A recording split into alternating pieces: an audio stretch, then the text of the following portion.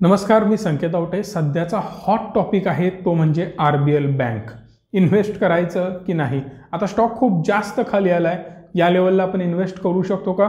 खूप जास्त तुमच्या कमेंट येत आहेत आणि या लेवलला जर आपण इन्व्हेस्ट केलं तर हा स्टॉक मल्टीबॅगर बनू शकतो असं खूप जास्त लोकांचं म्हणणं आहे।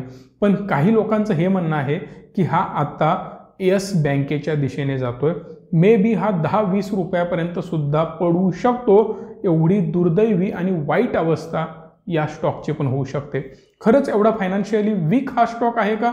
खूप जास्त कंपनीमध्ये इश्यूज आता सुरू आहेत का? कंपनीमध्ये काही फ्रॉड्स होत आहेत का? या सगळ्या प्रश्नांची उत्तरे आता या व्हिडिओमध्ये आपल्याला पाहायला मिळतील। त्यामुळे सर्वात आधी चॅनलला सबस्क्राइब करा, बेल आयकॉनला प्रेस करा आणि अशाच नवनवीन व्हिडिओ पाहत राहा। खऱ्या गोष्टीची सुरुवात तर तेव्हा होते जेव्हा विश्ववीर आहूजा यांचा पिरियड संपत आलेला होता आणि त्यांना पुढे एक्सटेंड करण्यासाठी बँकेने 3 वर्षाची मुदत मागितली होती। विश्ववीर आहूजा 3 वर्षांसाठी त्यांचा पिरियड पुन्हा एक्सटेंड व्हावा, त्यांनाच एमडी आणि सीईओ बनवून ठेवावं अशी आरबीआयकडे मागणी करण्यात आली होती। पण आरबीआयने ही मागणी धुडकावून लावली आणि 1 वर्षाचा पिरियड त्यांचा वाढवून दिला।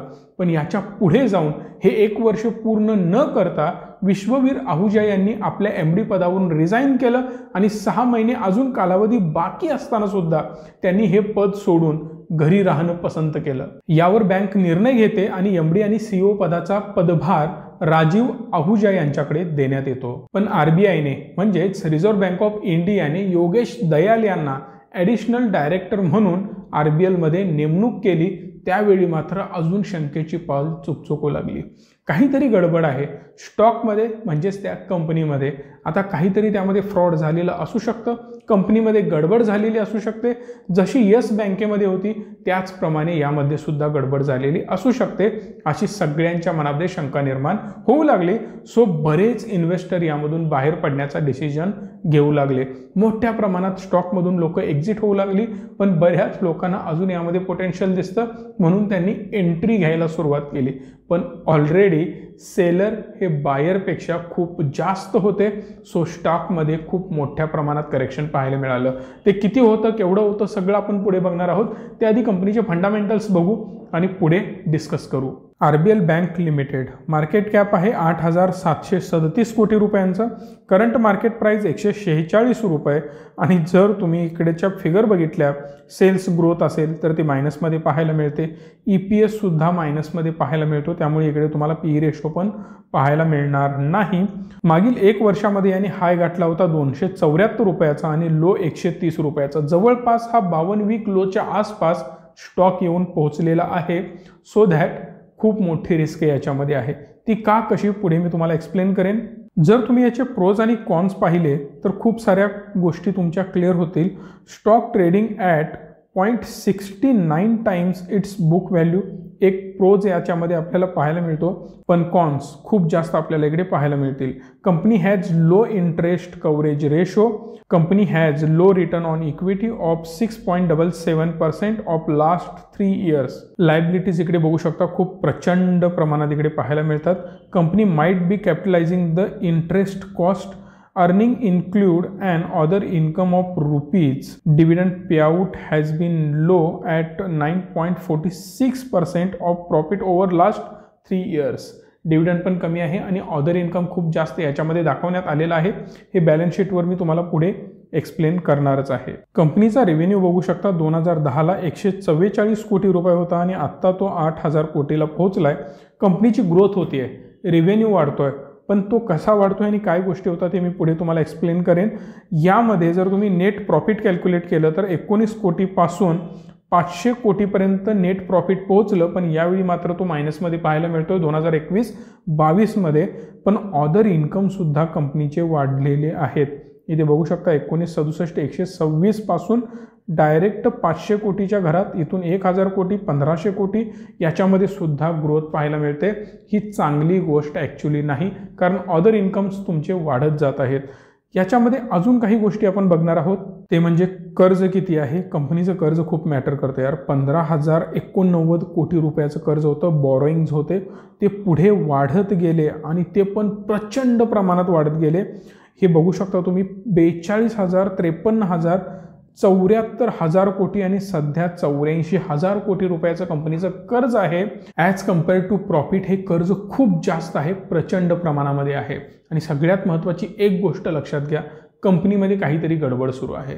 कंपनीचा आता जर आपण चार्ट बघितला तर चार्टवर बऱ्याच गोष्टी तुमच्या क्लिअर होतील. सध्या स्टॉकची प्राइस सुरू आहे 145 रुपये आणि याने लो गाठला होता 130 रुपयाचा आणि हाच 52 वीक लो आहे. ऑलरेडी स्टॉकने 52 वीक लो बनवलेला आहे आणि तिथून थोडासा तुम्हाला रिव्हर्स झालेला पाहायला मिळतो. आता एवढ्या खाली स्टॉक आलाय म्हणजे मी बाय करणार हे डोक्यातून काढून टाका. अजून पिक्चर क्लिअर नाही आणि यामध्येच एंट्री होते ती NPAची. NPA प्रचंड प्रमाणामध्ये कंपनीचं जास्त आहे. खूप जास्त कंपनीचं NPA वाढत जात असल्यामुळे खूप मोठा इश्यू हा सुद्धा क्रिएट होऊ शकतो जो येस बँकेसोबत घडतोय. दुसरा एक मेजर इश्यू आहे, कंपनीने स्वतःला ग्रो करण्यासाठी लोन तर द्यावे लागतील. बरं, जे तुम्ही लोन देताय ते कोणाला देताय? एक सिंपल कन्सेप्ट असते लोनमध्ये. ज्या व्यक्तीला तुम्ही लोन देता त्या व्यक्तीची रिस्क प्रोफाइलिंग केली जाते. एखाद्या व्यक्तीला किंवा एखाद्या संस्थेला जेव्हा लोन दिलं जातं तेव्हा त्यांची कॅपॅसिटी आणि कॅपेबिलिटी बघितली जाते. ते खरंच कॅपेबल आहेत का ते लोन रिटर्न करण्यासाठी? त्या व्यक्तीकडे, त्या संस्थेकडे तेवढे ॲसेट्स आहेत का? तेवढे ते लोन घेतलेली अमाऊंट परत करू शकतात का? याचं व्हॅल्युएशन केलं जातं. उदाहरण बघायचंच असेल तर होम लोनसाठी तुम्ही इन्क्वायरी करू शकता. जर तुम्हाला सध्या होम लोन हवा असेल तर तुम्हाला सांगितलं जाईल ॲडव्हर्टाइजमेंटमध्ये 6.5 ते 7% होम लोन आता सध्या मिळत आहेत. पण जर तुम्हाला थोडंसं एक्स्ट्रा लोन हवं असेल, तुम्हाला जेवढं मिळू शकतं त्यापेक्षा, तर तुमचा इंटरेस्ट रेट वाढत जाईल. तो कदाचित 8%, 9%, 10% जाईल. 12 आणि 15% सुद्धा डिमांड केली जाते कारण तुम्ही तेवढं लोन घेण्यासाठी कॅपेबल नाही म्हणून. मग त्याचप्रमाणे याला म्हटलं जातं अनसिक्युअर्ड लोन. जर तुमची तेवढी कॅपॅसिटी नसेल आणि तरी सुद्धा तुम्हाला लोन दिलं जाईल, जसं क्रेडिट कार्डवर दिलं जातं. कुठलीही सिक्युरिटी न घेता डायरेक्ट तुम्हाला लोन दिलं जातं क्रेडिट कार्ड थ्रू आणि ते लोन तुम्हाला हेवी इंटरेस्ट रेट चार्ज करून पे करावं लागतं. पण ॲक्च्युली जर ते तुम्ही लोन परत रिपे केलं नाही तर यालाच म्हटलं जातं अनसिक्युअर्ड लोन. ते तुमच्याकडून कशाही प्रकारे लोन वसूल करू शकणार नाहीत. त्या अमाऊंटला धोका असू शकतो म्हणून ते अनसिक्युअर्ड लोनमध्ये कन्व्हर्ट होतं. होम लोन घेतलेलं असतं तुमच्या जागेच्या बदल्यात किंवा त्या होमच्या बदल्यात, घराच्या बदल्यात. जर तुम्ही तुमचे लोन क्लिअर केलं नाही तर तुमची प्रॉपर्टी सेल आउट होऊ शकते. कंपनी किंवा ती बँक त्याच्यावर ताबा घेऊन तो लिलाव केला जातो आणि तुमचे पैसे रिकवर केले जातात. पण अनसिक्युअर्ड लोनमध्ये तुम्ही कुठल्याही प्रकारे कुठलीही वस्तू किंवा कुठलंही ॲसेट गहाण ठेवत नाही, ज्यामुळे ते लोन NPAमध्ये कन्वर्ट होतं जर तुम्ही ते लोन रिपे केलं नाही तर. ही एक सगळ्यात मोठी रिस्क असते आणि हे NPA खूप जास्त वाढलेले आहेत. याच्या पुढे जाऊन ही न्यूज तुम्ही बघतच असाल, राधाकृष्ण दमानी आणि राकेश झुनझुनवाला हे 10% शेअर्स RBLचे बाय करण्यासाठी त्यांनी अप्लाय केलेलं आहे रिझर्व्ह बँक ऑफ इंडियाकडे. जर त्यांना ते अप्रुव्हल मिळालं तर ते 10% शेअर्स हे दोघे मिळून बाय करतील आणि यामध्ये सुद्धा एक गेम असू शकते. ऑलरेडी येस बँकमध्ये जेव्हा यांनी इन्व्हेस्टमेंट केली होती तेव्हा पुन्हा स्टॉकमध्ये करेक्शन पाहायला मिळालं. मे बी काही वेळा काय होतं, मोठी नावं ऐकून बरेच लोक पुन्हा बाय करायला लागतात.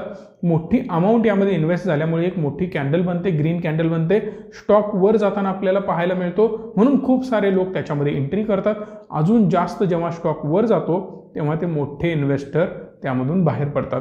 मला कोणाला ब्लेम नाही करायचं, पण अशा स्टॉकमध्ये आत्ता एंट्री करणं तुमच्यासाठी धोक्याचं ठरेल. पुन्हा थोडासा चार्ट मी एक्सप्लेन करण्याचा प्रयत्न करतोय. बघू शकता लेवल्स याने तोडून खूप खाली येण्याचा प्रयत्न केलेला आहे. ऑलरेडी हा लो जर तुम्ही बघितला जो होता कोविडचा 2020मध्ये मार्च महिन्यामध्ये, तुम्ही बघू शकता जवळपास हा स्टॉक 100 रुपयाला आला होता. पण आत्ता तो सध्या 130चा याने लो गाठला जो आता 52 वीक लो आहे, खाली जाऊ शकतो. जोपर्यंत पिक्चर क्लिअर होणार नाही तोपर्यंत अशा स्टॉकमध्ये इन्व्हेस्ट करू नका. जे लोक इन्व्हेस्ट करणार आहेत ते फक्त आणि फक्त स्पेक्युलेशनसाठी करू शकतात, शॉर्ट टर्मसाठी करू शकतात. लॉंग टर्मसाठी या स्टॉकचा विचार डोक्यातून काढून टाका. मी 100% तुम्हाला गॅरंटी देऊन सांगतोय. नो डाऊट हा डायरेक्ट आता येस बँकच्या लेवलवर नाही किंवा DHFLच्या लेवलवर नाही, एवढी जास्त घाबरण्याची गरज नाही. पण जर तुम्ही ऑलरेडी इन्व्हेस्टेड असाल आणि डायरेक्ट जर तुम्हाला वाटत असेल थोड्या वेळासाठी मी त्यामध्ये इन्व्हेस्ट करून मोठे रिटर्न घेऊन बाहेर पडेन, तर तो तुमचा गैरसमज आहे. ऑलरेडी इन्व्हेस्टेड असाल तर यामधून बाहेर पडलेलं तुमच्या फायद्याचं ठरेल जर तुम्ही शॉर्ट टर्मचा विचार केला असेल तर. खूप जास्त लॉंग टर्मचा विचार असेल तर भाग वेगळा आहे. तुम्ही तुमचा डिसिजन तुमच्या फायनान्शियल ॲडवायझरला विचारून घेऊ शकता. मी फक्त सजेशन देण्याचं काम करतोय किंवा एज्युकेशन पर्पजसाठी मी हा व्हिडिओ बनवतोय. सो फायनली अजून थोडंसं करेक्शन आल्यानंतर आपण याचा विचार करू शकतो शॉर्ट टर्मसाठी. त्यावेळी ऑब्वियस आहे मी तुमच्यासाठी व्हिडिओ बनवेनच, पण लॉंग टर्मचा विचार असेल तर डोक्यातून हा विचार काढून द्या. चांगल्या क्वालिटी स्टॉकमध्ये इन्व्हेस्ट करा आणि थोडंसं माझं मत आहे बँकिंग सेक्टरपासून दूर राहा. शक्य तेवढं थोड्याफार बँकांचा विचार करू शकता, पण मी रिकमेंड नाही करणार किंवा मी स्वतः बँकिंग सेक्टरमध्ये इन्व्हेस्ट करत नाही. नो डाऊट पुढे जाऊन विचार बदलू शकतो जेव्हा मला तेवढ्या व्हॅल्यू त्यामध्ये दिसतील त्यावेळी, पण सध्या तरी बँकिंग सेक्टरपासून मी दूर असतो. जर तुम्ही किंवा तुमच्या जवळचे कोणी जॉबसाठी इंटरेस्टेड असतील कोल्हापूर लोकेशनमध्ये तर अप्लाय करू शकता. आमच्याकडे व्हेरियस पोस्टसाठी वॅकन्सीज आहेत, एक्झिक्युटिव्हसाठी, टेलिकॉलरसाठी, त्याचबरोबर रिसर्च ॲनालिस्टसाठी. सगळ्यात महत्त्वाची गोष्ट व्हिडिओ एडिटिंगसाठी जर कोणी इंटरेस्टेड असेल तर दिलेल्या ईमेल आयडीवर तुमचा रिझ्यूम फॉरवर्ड करू शकता. माझी टीम तुम्हाला कॉन्टॅक्ट करण्याचा प्रयत्न करेल. नेहमीप्रमाणे व्हिडिओ आवडला असेल तर लाईक करा, शेअर करा, तुमचं मत मला कमेंट करून कळवा आणि हो चॅनलला सबस्क्राईब करा. धन्यवाद. Stay tune and stay positive.